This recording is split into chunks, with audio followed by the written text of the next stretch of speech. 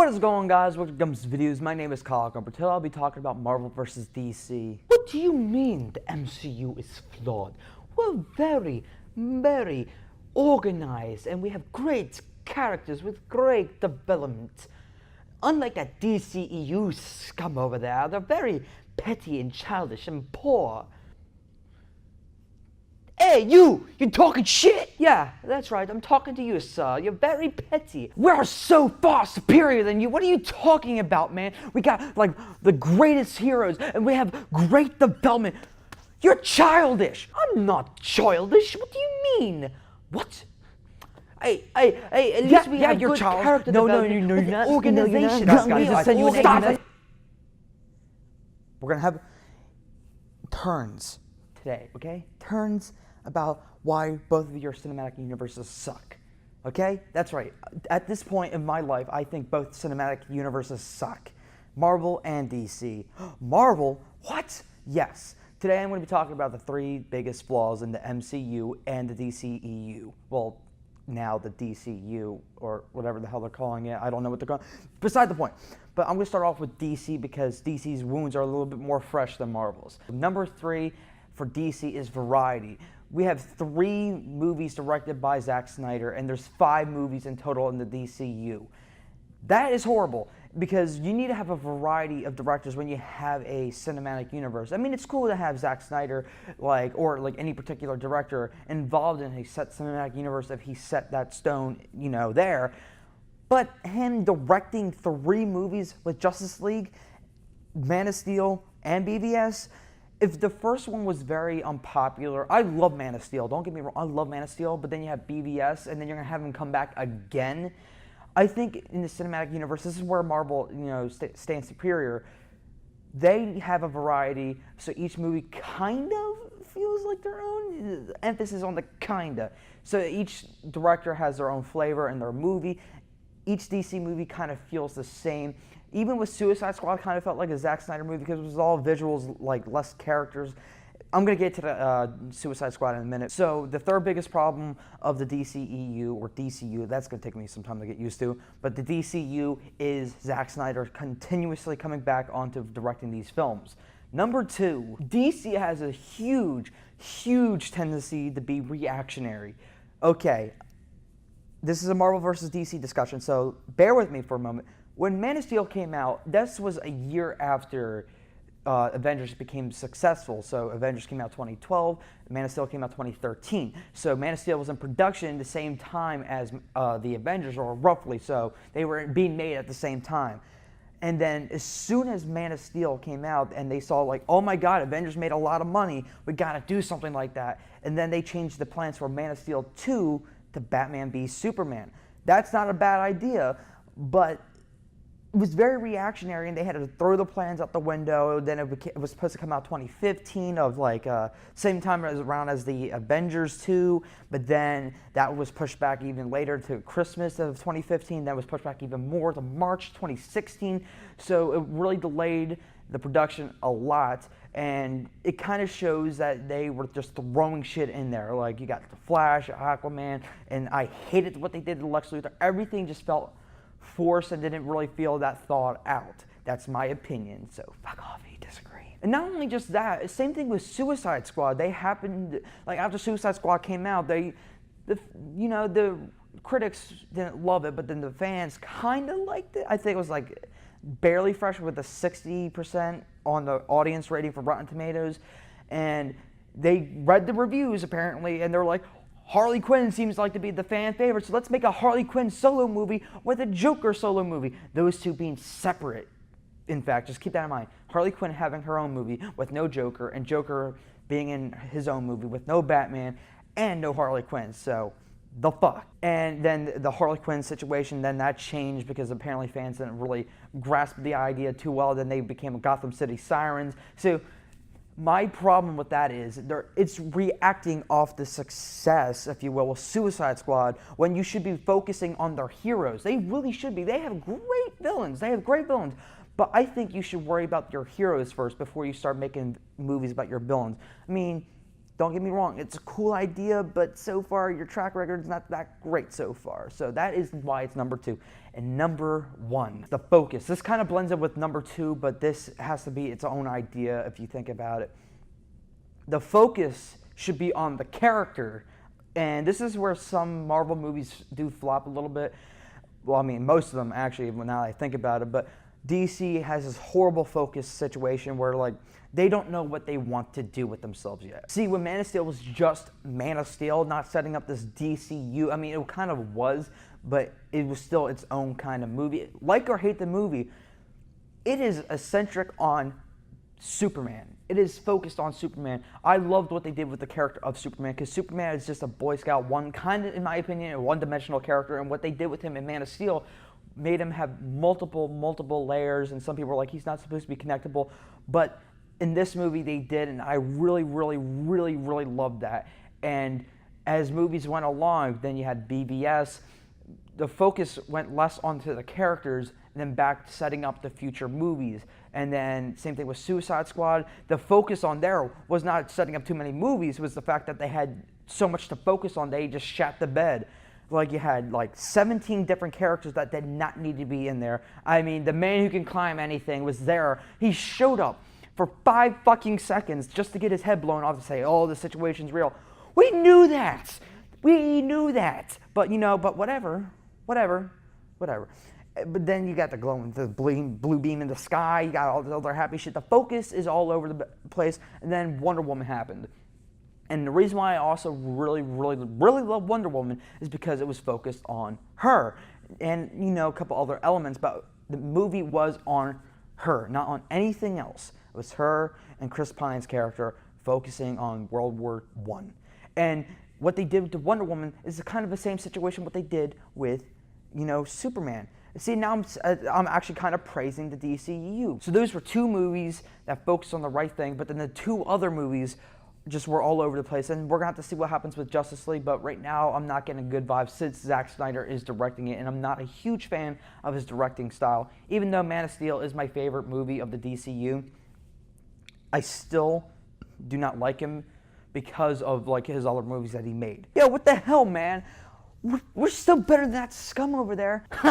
See that? He was insulting you. Oh, you think it's funny? And we have great development. Good character development. You're childish. Organization. Yeah, you're childish. No, you're not. What do you mean? No, shut up, Marvel. You're next. Okay, shit. Yeah, that's right.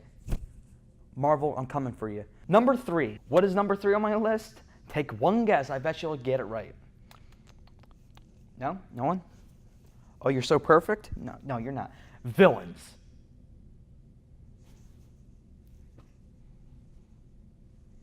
Enough said. As the saying goes, a movie is as good as its villain, and 99.9% of the Marvel villains are complete ass, with the exception of Loki and the exception of Vulture.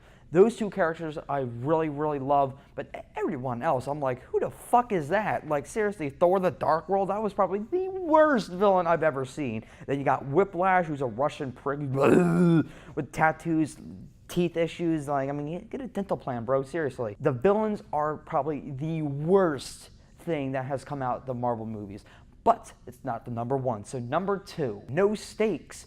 This is a huge problem I have with the Marvel movies, especially of recently, because this huge comedy thing that they're doing is kind of getting annoying. I love that they're having fun with their movies, but when the stakes are stakes, they're supposed to be like, oh shit moments, you pop a fucking joke because, you know what, Marvel movies, right? No, it don't work like that. When Iron Man is like sneaking around like a Hydra base, he's like, yay, I got a secret door, yay. Like, you're in a Hydra base. They're basically Nazis. They literally, like a month ago, just took down S.H.I.E.L.D. And now you're going, yay, you don't do that.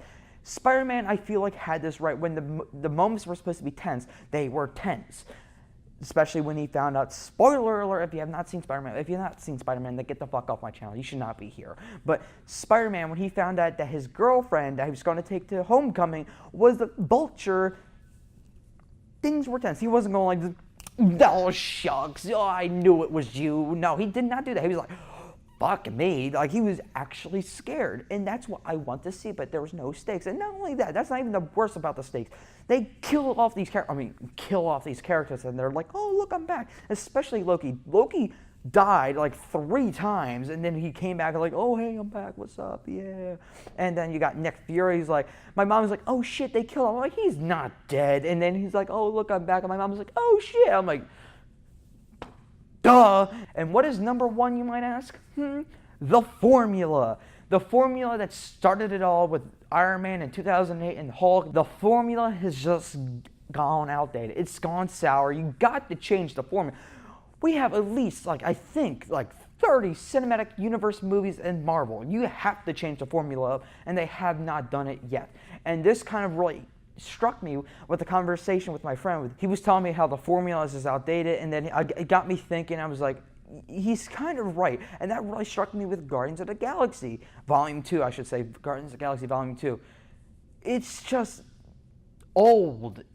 It got old really, really quick. And that's why I'm kind of excited to see Thor 3, because especially with, I trust Chris Hemsworth, especially in a lot of the interviews he's been doing recently. He said that this movie threw out everything that they did with the previous 2 Thor movies, and they just did their own thing. There's a lot of improv, and that's something they haven't really done yet. Yet it has a lot of comedy, but you can have a comedy just as long as when the stakes are there, you don't pop a fucking joke. That's all I care about. You can be funny, but just not in the serious moments. Like when Thanos is coming around, I swear to God, if Iron Man says, who's the purple-headed freak? I swear on my life, I will get up and walk out that theater. I would be so pissed. Oh my God, she's gonna have a bitch fit. Oh. They have not changed the formula. I mean, sure, they've done a couple cool things with Captain America, Civil War, and Winter Soldier. They kind of transitioned out of the formula, if you will. But they're all the same at this point. Ant-Man, Guardians of the Galaxy, Volume 2 and 1, they're all the same. They feel the same, they look the same, they sound the same.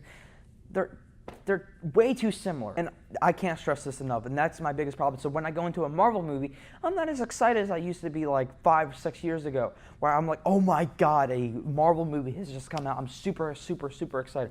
That's why my expectations for Black Panther has dropped a lot. It really has dropped down a lot because of the fact that it just looks like another Marvel movie. Thor doesn't, but Black Panther kind of does. And yeah, that's a huge problem. And now I'm just going to go to the fan bases. What is wrong with the fan bases with DC fanboys and Marvel fanboys? That's right, I'm talking to you, and I'm talking to you. My biggest problem with the DC fanboys is they're too fucking butthurt. When every time that someone disagrees with them, they have a bitch fit. I'm gonna have a BF.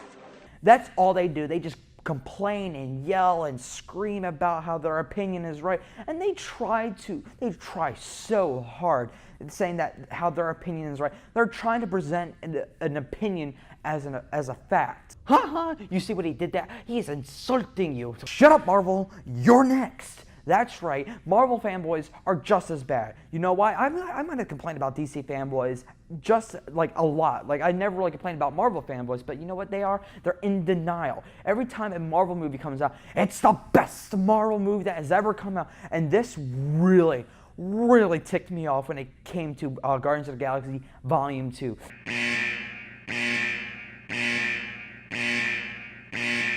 You know what it is? You can like it. You really can. But I swear to God, as soon as you say it's the best Marvel movie, I'm going to smack you in the side of the head.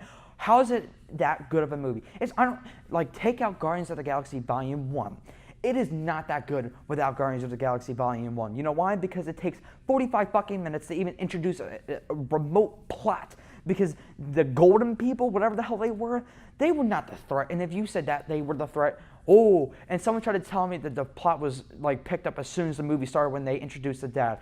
No, that didn't. That just introduced a subplot. What was the overarching plot? We didn't know what the real threat was. We didn't know what anything was. It was just visual noise hitting us again. And guess what? Gags left and right. Jokes, baby Groot dancing. Oh, cute. I'm not going to like that if that's all there was. If Guardians of the Galaxy Volume 1 did not happen, I would wipe that movie with my ass. It should have belonged in the toilet. And they're trying to tell me, oh, it's the greatest. No. Marvel fans are really and severely in denial. And then they try to say that DC fanboys are like they're just babies. I mean, given DC fanboys can be babies, but Marvel fanboys are just as guilty, trying to act like they have a high throne. Marvel is going downhill for me. It's going downhill hard. And they're trying to act like, no, we're good because we have a formula. We do this, we do that, we have everything planned out. Sometimes having things planned out is not a good thing. Because when you have everything planned out, sometimes the creative forces are not going to be as strong as they should be. That was my rant with Guardians of the Galaxy Volume 2. This whole thing has been building up in my mind for a long time. DC fanboys, Marvel fanboys, they're all the same. They're just babies typing on the computer. You can prefer one or the other. You can do that. But I will have a serious problem if you start pretending like your cinematic universe is superior. Because Marvel is so old and outdated and needs to be changed. And DC is so young and they still haven't figured out what they should be. So they're two completely different universes. Like I just said, one is old. One's been starting since 2008. One's been around since 2008. And one just started in 2013. They're completely, I mean, sure, it's like, you're like, oh, that many years. It's not that much of a difference. It's a big enough of a difference, especially when Marvel's having 2-3 movies made every year. This year, 2017, there's been 3 Marvel movies. 3. Guardians of the Galaxy, Spider-Man, and now Thor 3. You gotta change things up. And then DC, you're just like, fuck, what do I do? Let's throw Justice League in there. Who are we gonna have direct it? I don't know. Let's get that Zack guy again. Both cinematic universes are just as flawed as one or the other. Just DC has not found their footing. They were not as lucky as they were with Marvel. Because Marvel, like, just rolled the dice. And if they didn't get Jon Favreau or Robert Downey Jr., I bet your ass that movie wouldn't have been as good. And then the MCU would not be where it is today. So it's just rolling the dice like any other movie.